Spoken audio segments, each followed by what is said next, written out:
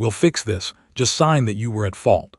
The words hung in the sterile air of the Human Resources office, as clean and cold as the polished chrome legs of the chair Lion Hayes sat in. Mr. Sterling, the hotel's vice president of operations, leaned forward, his smile a masterpiece of corporate insincerity. It didn't reach his eyes. His eyes were little black stones, polished and hard, and they were fixed on her. Beside him, a woman from HR, whose name Lion had already forgotten, held a pen with the expectant stillness of a heron waiting for a fish to surface. The document lay on the glass tabletop between them, a single sheet of brilliant white paper that felt heavier than a tombstone. Employee Incident Acknowledgement Form. The title was innocuous. The content was a guillotine. "It's just a formality, Lion," Sterling continued, his voice a low, confidential purr. It was the voice he used when he wanted something, a sound calibrated to suggest reason while demanding submission. A VIP guest, Mr. Abernathy, took a spill near the West Terrace, polished marble. Unfortunate, but these things happen. We just need to close the loop on the internal report. Standard procedure. Lion's hands rested in her lap, her fingers perfectly still. She was the head of housekeeping, a position she had earned over 12 years of silent, meticulous work. She knew every inch of this five-star hotel, from the sub-basement laundry rooms to the penthouse suites. She knew the chemical composition of the floor polish used on the West Terrace, the exact time it was applied, and the name of the young man, Hector, who had done the work with the painstaking care she had taught him. She knew procedure, and this was not it. Procedure was a detailed incident report, witness statements, and a review of CCTV footage. Procedure was careful and methodical. This single sheet of paper that assigned all fault to her department to her was a shortcut, a sacrifice. "We'll take care of you, of course," Sterling added, gesturing vaguely. The gesture was meant to imply a safety net, a gentle landing, but Lion had seen what happened to employees the hotel took care of. They vanished, their lockers cleaned out by midday, their final paychecks mailed to them with a non-disclosure agreement as thick as a novel. She let her gaze drift to the paper. Her eyes scanned the dense block of text, the words blurring into legal traps. Negligence, failure to adhere to safety protocols, direct responsibility. Would you endure this? The silent pressure, the expectation that you will fold, that you will sign away your integrity for the sake of their convenience. Lion remained silent, her composure a smooth, placid lake. Inside, however, 1,000 calculations were running. She thought of Hector, a good kid saving up for college whose career would be incinerated by her signature. She thought of her entire team, the quiet, often invisible army that kept this palace of luxury gleaming. Signing this paper would be a betrayal of every standard she had ever set, every lesson she had ever taught. She also thought back 1 month, to the frantic week she had spent translating the new 100-page employee handbook into Mandarin for half of her staff. The late nights, the confusing terminology, the way the English and Mandarin versions seemed to diverge on certain critical points, like two rivers branching from the same source but ending in different oceans. She lifted her eyes from the paper and met Sterling's gaze. Her own was clear, unblinking. "I have a question," she said. Her voice was soft, yet it cut through the room's manufactured calm. Sterling's smile tightened by a millimeter. "Of course." "Does signing this acknowledgement," Lion said, her words measured and precise, "fall under the new liability framework outlined in the updated manual?" She paused, letting the silence build. "Specifically, Clause 9C. The HR woman blinked, a flicker of confusion crossing her face. She clearly had no idea what Lion was talking about. But Sterling's mask did not slip, but something in his posture shifted. The predatory ease hardened into something more rigid, more alert. He had not expected this. He had expected tears or fear or a desperate attempt at negotiation. He had not expected a citation. He waved a dismissive hand. "That's legal jargon, Lion. Let the lawyers worry about that. This is just about us, about taking responsibility so we can move forward and put this unfortunate business behind us." He pushed the pen a little closer to her. The gesture was an order disguised as an offer. Lion didn't look at it. Her eyes remained on his. She had spent a decade being overlooked, her quiet competence taken for granted. They saw a maid, a supervisor, a woman in a sensible uniform who managed schedules and ordered supplies. They did not see the mind that cataloged every detail, every inconsistency, every word that didn't quite fit. They had invited her into this room to be a pawn. They had no idea she was the only one who had read the entire rulebook. The pressure in the room was immense now, a physical weight. Sterling's patience was thinning, the corporate smile beginning to fray at the edges, revealing the raw threat beneath. He was a man used to getting what he wanted, and he wanted her name on that line. He wanted it now. He wanted this problem to go away. He wanted her to go away. Lion gave a slow, almost imperceptible nod as if considering his words. But she wasn't considering. She was remembering. She was remembering the exact wording of Clause 9C in both languages. And she knew with chilling certainty that this piece of paper wasn't the end of a procedure. It was the key to a trap, and they were trying to make her turn it on herself. Lion is known as the quiet one. It's a label that has followed her for years, a comfortable box for management to put her in. She is efficient, she is reliable, she is invisible. In the loud, ego-driven ecosystem of a luxury hotel, her silence is mistaken for simplicity. They see a woman who keeps her head down, who organizes schedules with the precision of a Swiss watch, who can pacify a furious guest with a calm nod and a quiet promise. They do not see the woman who speaks 5 languages, who could dismantle a faulty HVAC unit with her eyes closed, and who reads corporate law for leisure. Competence is invisible when it wears a uniform. A month ago, this invisibility had been her shield. Sterling had called her into his office, a stack of papers nearly a foot high on his desk. "Lion, our new employee policy manual," he'd announced, gesturing to it as if bestowing a great gift.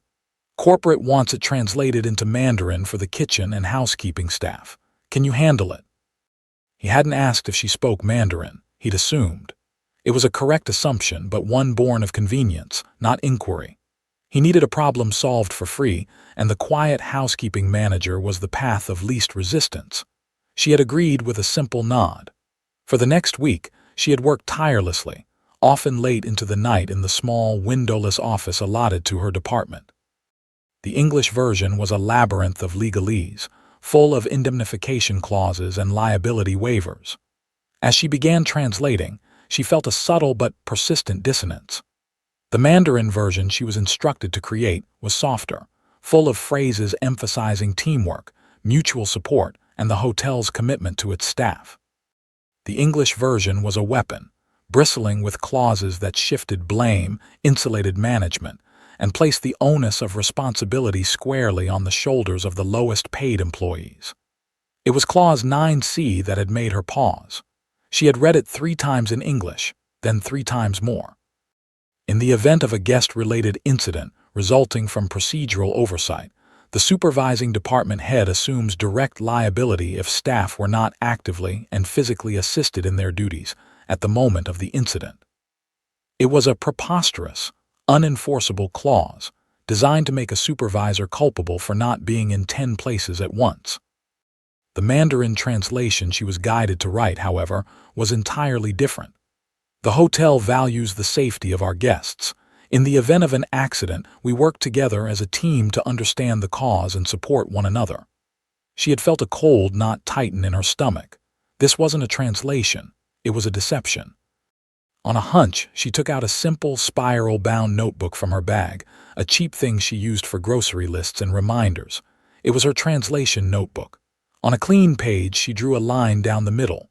On the left, she wrote the English text of Clause 9C. On the right, the Mandarin. The difference was stark, undeniable. She circled the phrases direct liability and work together, the ink a small, dark mark of protest. Now, in the tense aftermath of her meeting with Sterling, that notebook feels like a burning coal in her memory. He has called a full meeting of her department. He stands before her team, his expression a mask of grave concern. Lion stands at the back of the room, her presence a silent rebuke. "As you know, there was an unfortunate incident," Sterling begins, his voice resonating with false empathy. "And while we investigate, I need to remind everyone about the importance of attention to detail. We are a 5-star establishment. That means 5-star diligence. We cannot have lapses." He doesn't use her name. He doesn't have to. Every head in the room turns slightly. Every gaze flickers toward Lion. He is blaming her without saying a word, painting her as the source of the lapse. It is a masterful, cowardly microaggression, and it lands exactly as intended, sowing doubt among her staff. She feels their anxiety, their fear. She is their leader, and he is publicly undermining her authority, making her the problem. Would you tolerate this public shaming, this subtle poisoning of the team you built? Lion's face remains impassive, but her hands, hidden behind her back, clench into fists. She watches him, this man who wields rules like weapons and understands that he believes his power is absolute. He thinks she is just the quiet one. He is about to learn how loud silence can be. Lion doesn't raise her voice. She doesn't argue. When Sterling summons her back to the HR office, the unsigned paper still sitting on the glass table like an accusation, she meets his impatient glare with a quiet, unshakable calm. "Lion, I don't have time for games," he says, dispensing with the pretense of cordiality. "Sign the form. It's in your best interest." The threat is no longer veiled. "I cannot sign a statement that is inaccurate," she replies, her tone even. "Before I sign anything, I require a copy of the complete, updated policy manual, both the English and Mandarin versions." Sterling stares at her, a look of genuine disbelief on his face. It's the look of a king whose favorite hound has just refused a command. The audacity of her request seems to momentarily short-circuit his brain. He had expected her to break, to crumble under the pressure of the staff meeting, to come crawling back to him, pen in hand. "You are refusing to cooperate?" he asks, his voice dangerously low. "I am refusing to participate in a falsehood," she corrects him gently. That is the final straw. Sterling's face flushes a deep, mottled red. He stands up, his chair scraping loudly against the floor. "Fine, if that's how you want it." He turns to the HR woman. "Process her suspension, effective immediately, pending a formal disciplinary hearing." The words are a death sentence, and they both know it. The HR woman begins typing, her face carefully neutral. The machine of the hotel is kicking into gear, its gears grinding to expel the part that no longer fits. The humiliation is swift and clinical. Her company phone is taken. Her keys are collected. Her ID badge, the one with her smiling face from 12 years ago, is dropped into a manila envelope. Two security guards, men she has known for years and shared coffee with on cold mornings, appear at the door. Their eyes won't meet hers. They escort her to her office to collect her personal belongings, a small plant, a framed photo of her late mother, and her worn translation notebook, which she slips into her purse with deliberate care. Then comes the walk of shame. They lead her not through the back service corridors, but directly through the main lobby. It's a calculated act of cruelty, designed to make an example of her. Heads turn. Guests in their expensive clothes pause their conversations, their eyes following the quiet procession, the two uniformed guards and the small, dignified woman in the housekeeping manager's suit. Her own staff see her from across the polished marble floors, their faces a mixture of shock and fear. She keeps her head high, her back straight, her gaze fixed on the revolving glass doors that lead to the outside world. She is being cast out. The message is clear: defy us, and you will be erased. The moment she steps onto the bustling city sidewalk, the glass doors spinning shut behind her, the reality of her situation crashes down. She has no job. Her reputation is in tatters. The hearing is a formality, a show trial. The stakes are absolute: her entire career, her livelihood, her name. She cannot go back. She cannot withdraw. She is locked into this fight. By the time she reaches her small apartment, her phone buzzes with a notification. A friend has sent her a link to a local hospitality gossip blog. The headline is "Already Live. Supervisor at Grand Elysian Hotel refuses to cooperate in multi-million-dollar lawsuit." The story is brief, anonymous, and utterly damning. They didn't just fire her, they had begun to destroy her before she even got home. What would you do next, with the system's full weight coming down on you? Panic is a luxury Lion cannot afford. In the forced silence of her apartment, with the city humming outside her window, she does not pace. She does not weep. She makes herself a cup of strong black tea, sits at her small kitchen table, and opens her translation notebook. This is her sanctuary. This is her battlefield. The notebook is filled with her neat, precise script, a mix of English, Mandarin, Spanish, French, and Tagalog. It's a map of her world, a testament to a mind that finds order in complexity. She flips past pages of cleaning schedules and chemical formulae until she finds the section she'd marked a month ago, HR Manual Update. There it is, laid out in stark black and white. Clause 9C. Her finger traces the English words, assumes direct liability if staff were not actively and physically assisted. Then the Mandarin. Work together as a team to understand the cause. She sees it now with perfect, chilling clarity. It's a logical booby trap. The English version doesn't just create a scapegoat, it creates an impossible standard. No supervisor can physically assist every employee at every moment. The clause is a loaded gun, and Sterling was trying to force her to pull the trigger on herself. Her competence, once quiet and applied to the hotel's problems, is now focused like a laser on her own survival. She begins to write in her notebook, deconstructing the clause piece by piece, analyzing its legal implications, its contradictions with the hotel's own stated values. She is no longer a housekeeping manager. She is an analyst, a strategist, a contract tactician. Her phone rings, an unknown number. She hesitates, then answers. "Miss Hayes." The voice is young, trembling. "It's Ben from accounting, the junior analyst." Lyon sits up straighter. Ben was a quiet, perpetually nervous young man who she had once helped find a misplaced invoice, saving him from a reprimand. "Ben, are you all right?" I don't know. They moved me to the archives department this morning. No explanation. I think Sterling knows I saw something." "What did you see, Ben?" she asks, her voice calm and steady, a lifeline for the terrified young man. "Emails. Between Sterling and 2 of the board members. They've been planning this for months. They're using the Abernathy lawsuit as leverage. They want to trigger a no-confidence vote against Mr. Finch. The lawsuit makes him look like he's lost control of the hotel. If they can pin it on employee negligence, their case is stronger. It proves his management team is failing." The final piece of the puzzle clicks into place. This was never about a guest slipping on a wet floor. It was a corporate coup. "Ben, did you keep copies of those emails?" I couldn't. The system is monitored, but I remember the dates and the subject lines." He recites them, his voice gaining a bit of strength. "Miss Hayes, Sterling is a shark. He set this trap for you, but the real target is Mr. Finch. Please be careful." The line goes dead. He's hung up, too scared to say more. Lyon jots down everything he said in her notebook. Her small act of diligent translation a month ago was not just a note of caution. It was now the key piece of evidence in a multi-million-dollar power struggle. The trap wasn't just for her. It was for the billionaire owner himself. And her quiet competence, the skill they had so easily dismissed, was now the only thing that could expose it. Did you catch what she just did? She turned her isolation into an arsenal. There's a soft knock on her apartment door.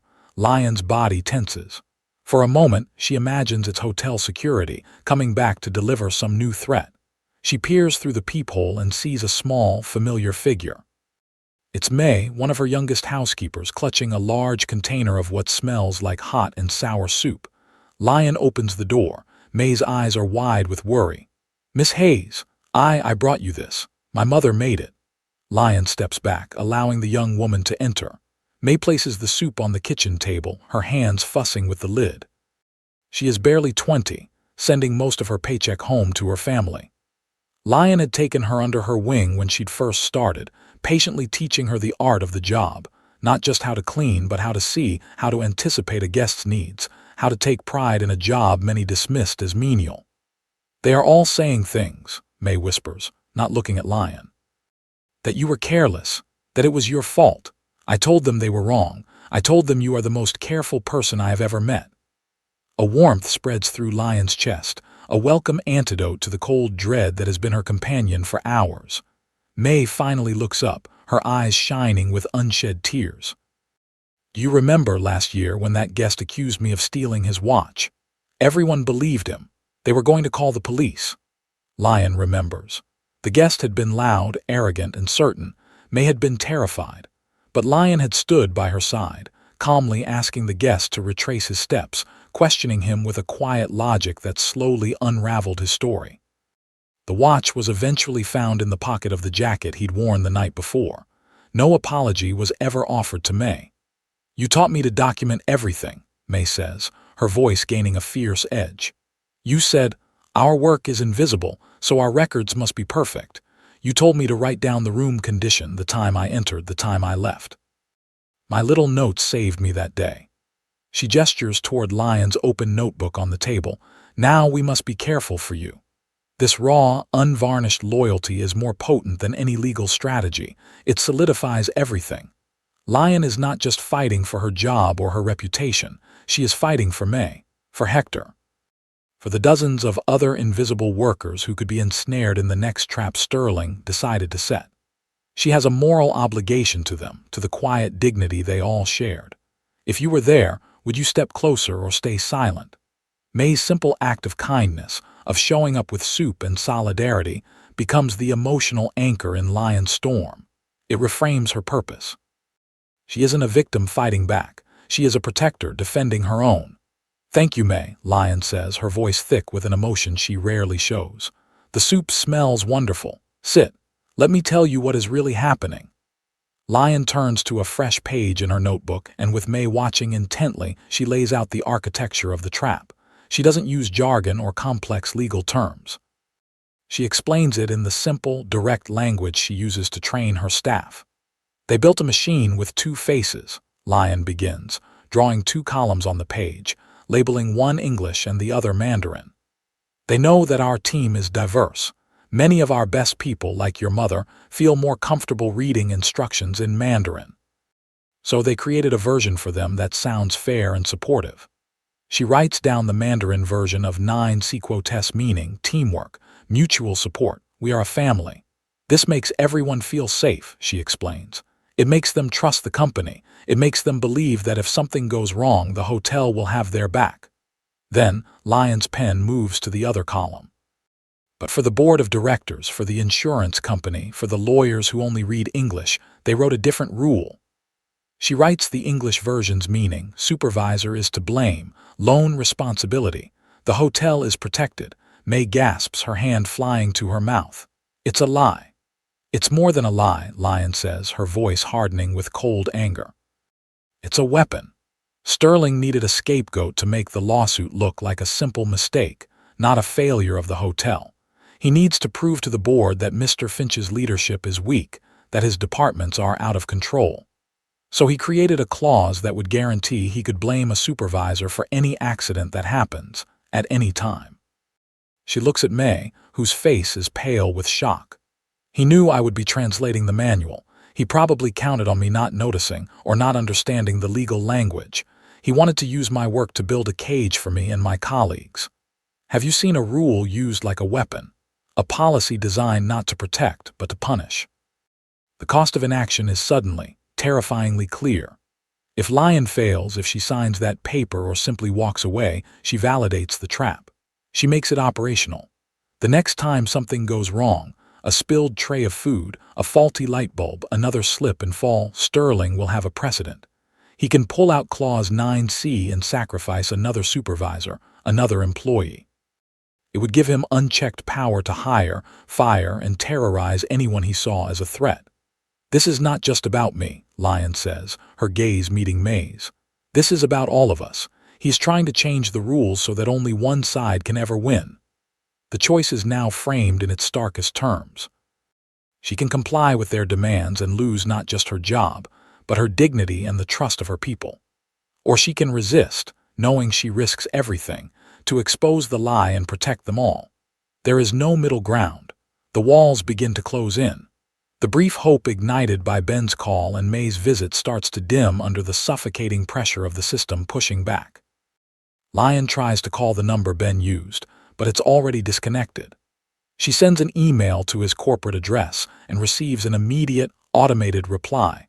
This user is no longer with the Grand Elysian Hotel. He hasn't just been transferred, he's been purged. Her only witness is gone. Next, she drafts a formal, polite email to the head of Human Resources, citing her right as a suspended employee to access documents pertinent to her disciplinary hearing. She requests, again, the official, finalized PDF copies of both the English and Mandarin policy manuals. The response is swift and chillingly bureaucratic. Dear Miss Hayes, as per company policy, your access to all proprietary company documents and systems was revoked at the time of your suspension. We cannot fulfill your request. It's a perfect catch-22.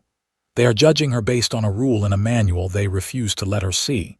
Sterling's strategy is brutally effective: isolate the target, cut off their resources, and control the narrative. He isn't just a shark. He's an apex predator of the corporate world, and he knows exactly how to bleed his prey out. A letter arrives by courier. It's from the hotel's legal department. It's not a threat, but something far more insidious: an offer. A generous severance package, a glowing letter of recommendation, and a complete dropping of all fault, in exchange for her immediate resignation and the signing of a comprehensive non-disclosure agreement. They are trying to buy her silence. Sterling's rationale is clear, even human in its own twisted way. He doesn't want to fight. He wants a clean, quiet victory. A hearing is messy. A bought-off employee who simply disappears is not. It's a tempting offer. It's a door opening to an easy way out. All she has to do is walk through it, leaving her principles, her team, and Mr. Finch behind. What would you sacrifice to stay true to what you know is right? She sits in her quiet apartment, the severance offer on one side of the table, her suspension letter on the other. For a long, heart-stopping moment, she feels the pull of surrender. The fight seems impossible. It is her, a suspended maid with a notebook, against a billion-dollar corporation's legal team. Despair washes over her, cold and heavy. This is how they win. They don't break you. They simply exhaust you until you break yourself. Her gaze falls on her translation notebook. She sees her own handwriting, the carefully drawn columns, the circled words. It is a record of the truth.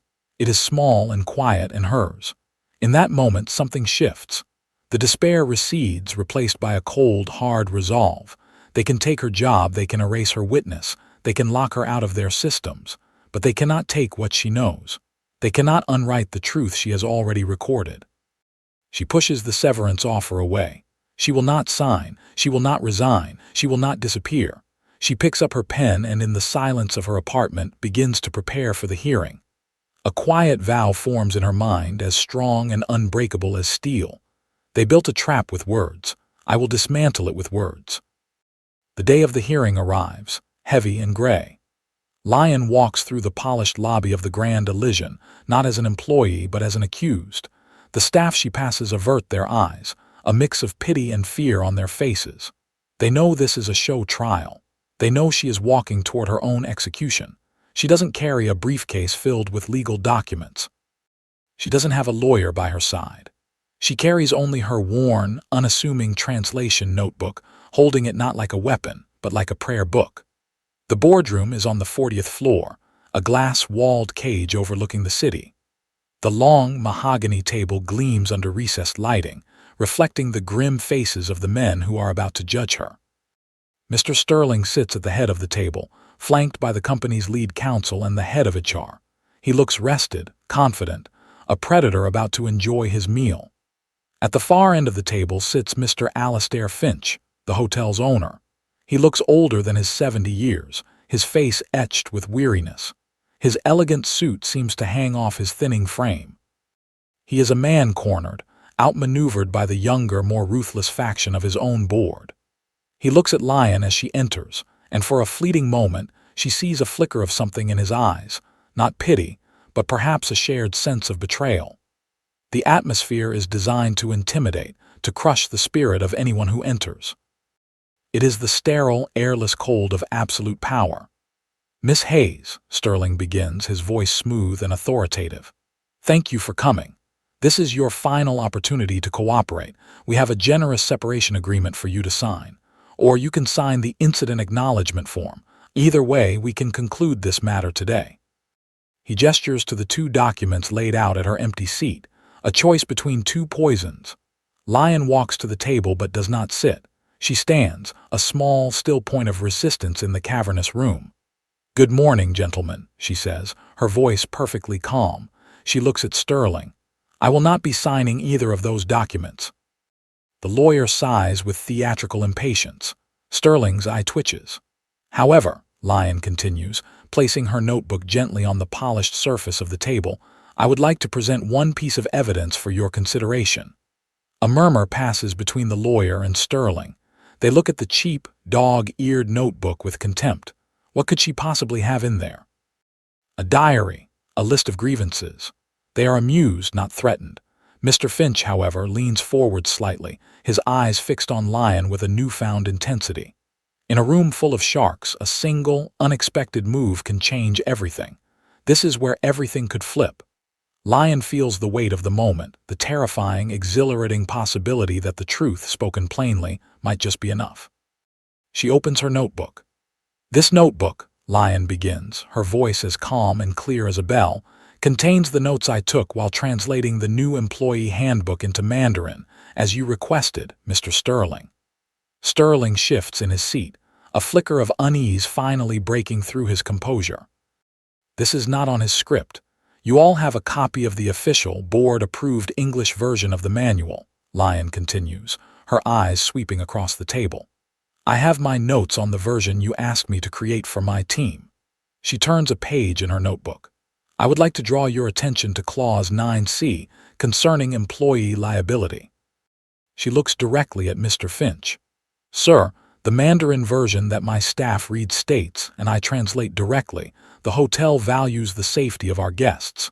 In the event of an accident, we work together as a team to understand the cause and support one another." She lets the words hang in the air for a moment. They sound noble fare, exactly what a company like the Grand Elysian would want its employees to believe. Then, she turns her gaze to Sterling. "Now, let's look at the English version, the one the board, the lawyers, and the insurance company sees." She slides a copy of the official manual, which she'd obtained through a friend in another department, across the table. It falls open to the page she has bookmarked.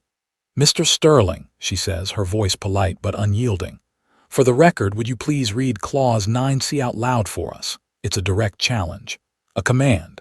The power dynamic in the room cracks. For the first time, Lyon is not reacting, she is directing. Sterling is trapped. To refuse would be an admission of guilt. To read it would be to spring his own trap on himself. The company lawyer clears his throat, about to object, but Mr. Finch raises a hand, silencing him. "Read it, Sterling," Finch says, his voice a low growl. Cornered, his face pale, Sterling leans over the manual. He reads the words as if they are poison on his tongue. "In the event of a guest-related incident, the supervising department head assumes direct liability if staff were not actively and physically assisted," he finishes, the damning words echoing in the sudden, profound silence of the boardroom. The two versions of the clause, one promising support and the other guaranteeing blame, hang in the air, irreconcilable and utterly exposed. The lawyer stares at the page, then at Sterling, a look of dawning horror on his face. He had approved the English version, never imagining a second contradictory one existed. Lyon lets the silence stretch, allowing the full weight of the deception to land. Then she asks her final, quiet question, her eyes locked on Mr. Finch. "The question for the board is this: which version did you actually ratify? The one that protects the company's integrity by fostering teamwork, or the one that was designed to frame and fire your most loyal employees?" Did you feel that shift? The entire gravitational field of the room has just reversed. Lyon, the accused, has become the prosecutor. Sterling, the judge, is now in the dock. Mr. Finch stares at Sterling, not with anger, but with the cold, hard clarity of a man who has just seen the face of the traitor in his own house. The trap, so cleverly designed and so ruthlessly deployed, has snapped shut on its creator. The silence in the boardroom shatters.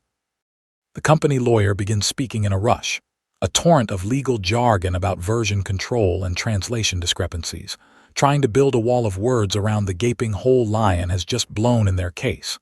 Sterling, for the first time, is utterly speechless, his face a mask of disbelief and fury. But Mr. Finch is no longer listening to them. His eyes, clear and sharp now, are still on Lyon. He has seen the whole game laid bare, the manufactured crisis, the scapegoat, the power play. He slams his open palm down on the mahogany table, the sound cracking through the room like a gunshot. Enough, he roars, his voice filled with a lifetime of authority. This hearing is over. He stands up, pointing a trembling finger at Sterling. You're suspended, effective immediately. Security will see you out. We will speak with our lawyers later. Sterling opens his mouth to protest, but the look on Finch's face silences him. He knows he is finished.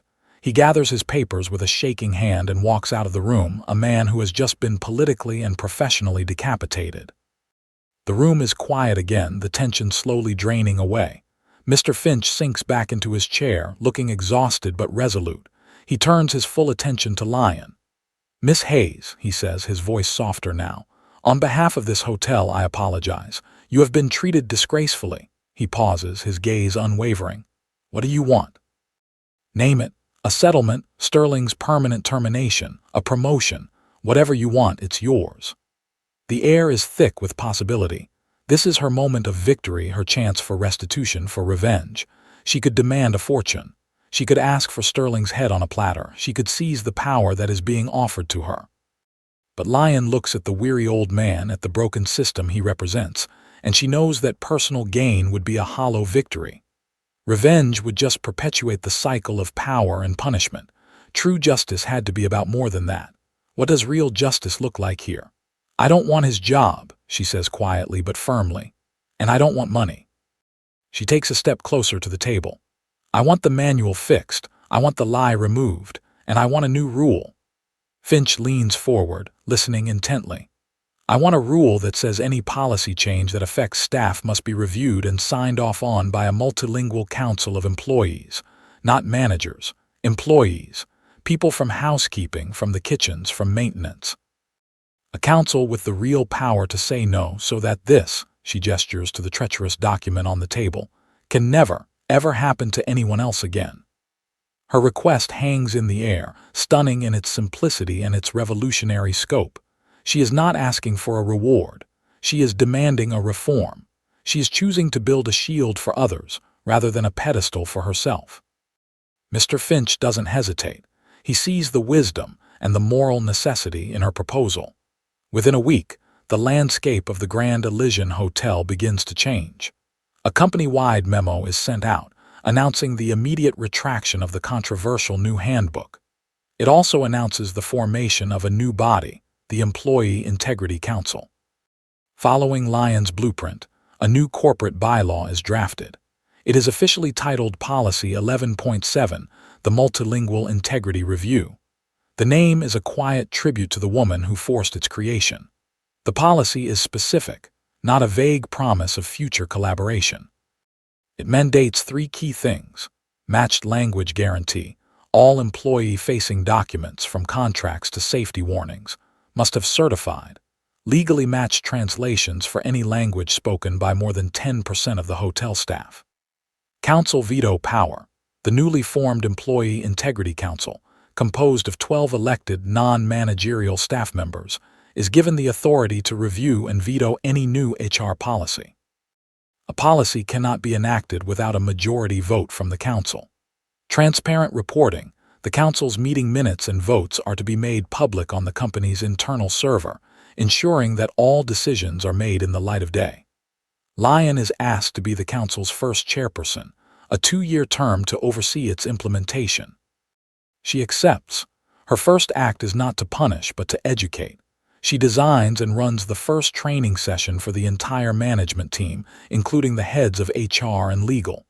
The session is titled, "How to Read What You Write, a Guide to Policy with Integrity." There is resistance, of course. Some managers grumble about the new layer of bureaucracy. They see it as an erosion of their authority. But with Mr. Finch's unwavering support, the policy holds.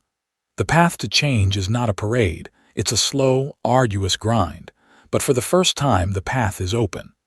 The system, a machine once designed to protect the powerful, is being recalibrated, one clause at a time, to protect the vulnerable. The change is real, it has a name, and it has teeth. Would this change be enough in your workplace? Lyon's victory is not a headline. It is a quiet, profound rewriting of the rules, a systemic safeguard born from one woman's refusal to be silenced. A few days after the new policy is announced, Lyon sits in the staff break room, a simple, bustling space in the hotel's basement. The air is warm and smells of coffee and toasted bread. The sterile tension of the 40th floor boardroom feels a million miles away. She's sharing a small table with May and Hector, the young man who had polished the floor on the day of the incident. He had been terrified, convinced he was going to be fired. Now he sits across from her, his shoulders relaxed for the first time in weeks. They don't talk about the hearing. They don't talk about Sterling or Mr. Finch or Policy 11.7. They talk about normal things. May's mother is feeling better. Hector has finally saved up enough to buy a textbook for his night class. Lion shares a funny story about a guest who tried to check in with a live parrot on his shoulder. It's a moment of profound, quiet normalcy. This is her world, her team. These are the people whose faces she had pictured when she stood alone in that boardroom. As she gets up to leave, May touches her arm gently. "Miss Hayes," she says, her voice soft. "Thank you." Hector nods, his eyes full of a deep, unspoken gratitude. "Yes. Thank you for speaking for us. We all knew it was wrong, but we didn't know how to say it." That simple acknowledgement, offered not in a public ceremony but here, in the humble heart of the hotel, is the only reward Lion ever needed. It's more healing than any apology from Mr. Finch, more valuable than any settlement. It's the restoration of trust, the quiet confirmation from her people that she had done the right thing. It is here, among the scent of coffee and the low murmur of conversation, that her dignity is fully restored. She has reclaimed not just her job, but her place as a leader and a protector, defined not by a corporate title, but by the quiet respect of her team. Whose voice helped you heal when no one clapped? She smiles, a genuine, warm smile. "We speak for each other," she says, and in that moment she feels whole. Mr. Finch calls a hotel-wide town hall meeting.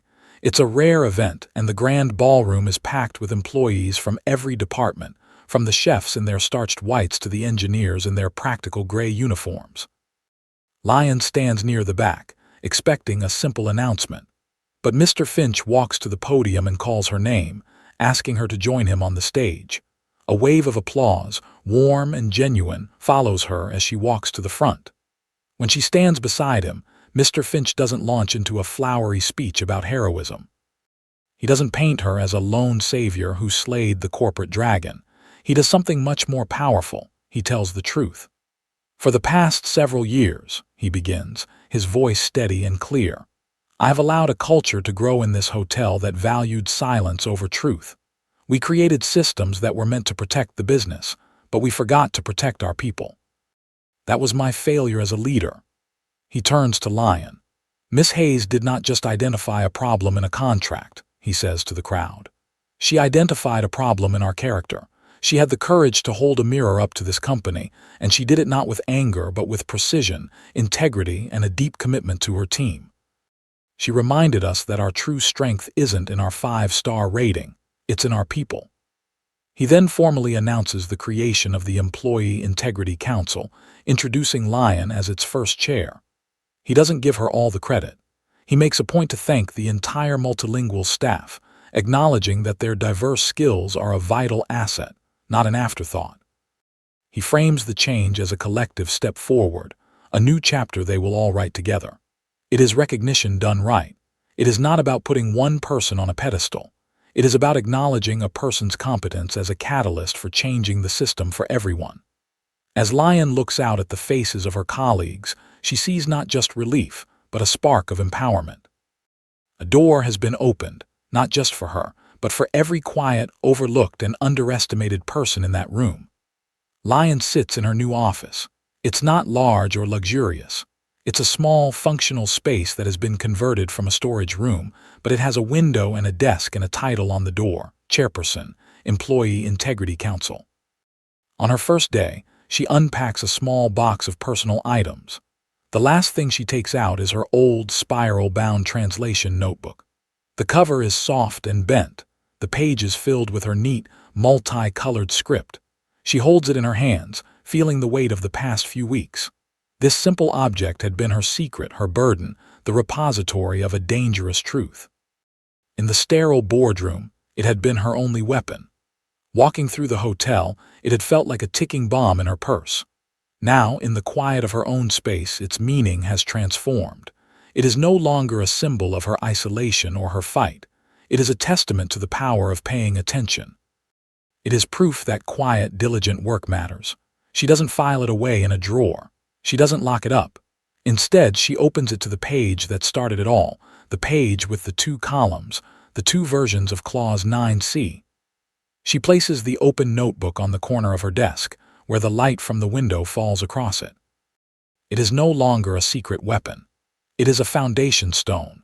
It is a public record, a visible reminder to her and to anyone who enters her office of where they have been and the promise they have made. It is the first rule in the new rulebook. The truth will be written down, and it will be read. Did the object's meaning change for you too? She looks at the notebook, at the calm, determined strokes of her own handwriting, and feels a sense of peace. She is ready for the work that lies ahead. Months have passed. The Employee Integrity Council is holding its regular bi-weekly meeting in a small conference room. 12 members are seated around the table, a true cross-section of the hotel's workforce, a young bellhop named Carlos, a seasoned laundress from Haiti, a line cook from Vietnam, an engineer from Poland. Lion sits at the head of the table, but she is not speaking. She is listening. Carlos, who 6 months ago would have been too intimidated to even make eye contact with a manager, is passionately arguing against a new scheduling policy proposed by HR. He has the proposal up on the projector screen, a red circle drawn around a clause concerning overtime. This clause, he says, his voice clear and confident, it says management may approve overtime pay. That word may is a trap. It should be shall. Otherwise, they can just decide not to pay us what we've earned. The laundress, Marguerite, nods in agreement, adding in Haitian Creole, which another council member translates, that her department has been burned by vague language like that before. The discussion is lively, respectful, and rigorous. They are debating words, scrutinizing clauses, protecting their own. Lion watches them, a small, content smile on her face. Her work is done. Her true victory wasn't in that boardroom. It wasn't in the suspension of a corrupt executive. It was here in this room. Her legacy is not her own voice, but the chorus of confident, empowered voices she has unlocked. She didn't just win an argument. She built a permanent place for the argument to happen, safely and fairly. The room has changed. The hotel has changed. Sometimes justice arrives without applause. Sometimes it's just a quiet, steady conversation that was never allowed to happen before. She leans back in her chair, the quiet supervisor no one used to see, and watches her team protect themselves. The system she built is working, and for the first time in a long time, the quiet feels like peace.